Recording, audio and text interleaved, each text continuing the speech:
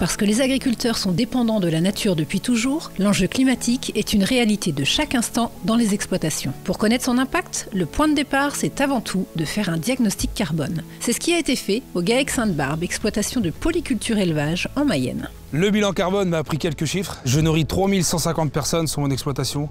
J'entretiens 52 hectares de biodiversité. J'émets 1850 tonnes de gaz à effet de serre et à l'inverse, j'en capte plus de 200. J'ai pu remarquer que j'ai mis plein de leviers en place sans m'en rendre compte. L'investissement d'un atomiseur pour les vergers, implantation de couverts, l'âge au vélage des genisses, plantation de haies. J'ai encore plein d'autres leviers que je ne connais même pas et la coopérative est là pour m'aider dans cette démarche. En effet, un diagnostic carbone couvre toutes les productions de l'exploitation et analyse les bonnes pratiques déjà mises en œuvre ainsi que les marges de progrès à activer à la fois pour réduire ses émissions de gaz à effet de serre mais aussi pour augmenter la séquestration. Car ne l'oublions pas, l'agriculture est le seul secteur capable de stocker du carbone à grande échelle. C'est donc une véritable solution face au réchauffement climatique. Justement, apprenons-en un peu plus sur quelques bonnes pratiques mises en place en Mayenne côté culture. Depuis plus de 2 ans, je cherche à implanter des plantes légumineuses sur mon exploitation dans plusieurs intérêts. Un intérêt important, c'est l'intérêt économique. Le fait de le récolter et de l'apporter à ma ration pour mes vaches laitières me permettent de moins consommer d'aliments. Le deuxième intérêt fort, c'est l'intérêt agronomique. L'intégrer dans ma rotation me permet de mieux structurer mes sols.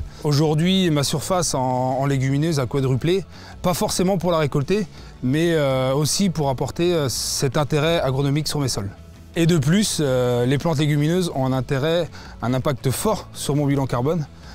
Donc il y a aussi là l'intérêt économique et agronomique et écologique d'implanter ces plantes légumineuses. Deuxième levier très important, c'est l'utilisation des couverts en interculture pour 2 raisons.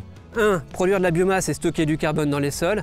2. Fixer l'azote atmosphérique grâce aux légumineuses qui seront présentes dans le mélange. On a de très bons exemples ici sur le GAEC Sainte-Barbe avec des couverts qui sont historiquement mis en place et qui permettent de répondre à cet enjeu. Et je prendrai un des exemples ici, c'est le seigle associé à du trèfle incarnat et des févroles qui permet en tant que métail de répondre à cette exigence plan climat, mais également d'apporter de l'aliment équilibré pour le troupeau. Et du côté des animaux, justement, quels sont les leviers pour réduire son empreinte carbone? Il y a plusieurs leviers aujourd'hui qui existent au niveau d'un élevage. Le premier, c'est le plus efficace, c'est la diminution des effectifs animaux. Et pour faire ça, on peut jouer à 2 niveaux, soit en augmentant la productivité des animaux, notamment la production laitière, ou soit en baissant l'âge au vélage, en travaillant le taux de renouvellement et puis bien sûr faire véler les animaux plus rapidement. Par exemple ici au GAEC Sainte-Barbe, ces 2 leviers sont déjà bien enclenchés, notamment la production laitière puisqu'on tourne à une moyenne économique de 9000 litres. On est en constante progression sur l'âge au vélage, on est passé récemment de 26 à 24 mois. Dernièrement, le GAEC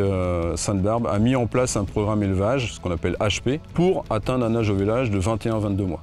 J'ai pu remarquer qu'économiquement, le bilan carbone avait un intérêt. L'âge au vélage des genisses, un mois de gagné, c'est 60 € par mois par genisse. 40 genisses sur mon exploitation, ça représente un certain chiffre. Du fait de faire véler plus tôt, permet de moins dégager de méthane.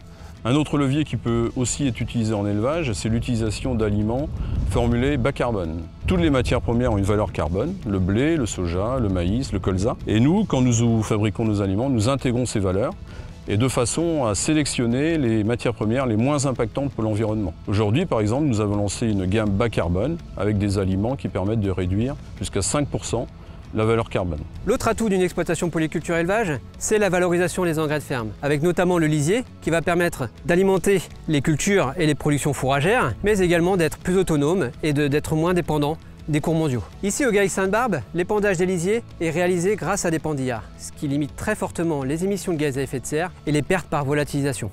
Le bilan carbone m'a aussi permis de voir tout l'intérêt du modèle polyculture élevage, lié animaux et culture ont un sens fort, que ce soit par la fumure, les légumineuses, l'implantation de prairies. Tout ça a un impact fort au niveau environnemental. On le constate, le GAEC Sainte-Barbe a déjà fortement agi de manière très concrète, ce qui lui a permis de réduire son empreinte carbone de 15 tonnes en 2 ans. Mais alors, que faire de plus pour continuer de progresser? Ici, sur l'exploitation Sainte-Barbe, beaucoup de leviers ont déjà été mis en place. D'autres points sont déjà identifiés en marge de progrès. 1. De passer d'une forme ammonitrate d'engrais solide vers des engrais plutôt protégés, et 2, d'augmenter encore la part de légumineuses dans la rotation. En marge de progrès, on peut encore utiliser une nouvelle technique qui est basée sur les acides aminés digestibles, qui a été développée par l'INRA l'année dernière et qui permet de diminuer les apports protéiques au niveau des élevages et de diminuer aussi les rejets d'azote. Donc là, on améliore encore plus l'empreinte environnementale. Ce qui est important pour nous, agriculteurs, aujourd'hui, c'est de s'emparer du dossier. Ça nous concerne et il faut montrer aujourd'hui que nous, agriculteurs, on est capable de stocker du carbone. C'est aussi une demande sociétale très importante de savoir là où on en est sur nos exploitations. Et si demain, nous avons un intérêt économique à avoir avec les crédits carbone, il est important pour nous, adhérents de la coopérative, de se lancer dans ces bilans. La coopérative est là pour nous aider et nous accompagner. On le comprend donc, il n'y a pas de solution miracle face au changement climatique, mais bien une multitude de leviers concrets à activer en fonction du modèle de chaque exploitation. L'ambition, atteindre l'objectif fixé dans notre plan climat, réduire de 35% notre empreinte carbone à l'horizon 2035. Et c'est tous ensemble, la coopérative au service de ses adhérents, que nous réussirons cette transition agroécologique.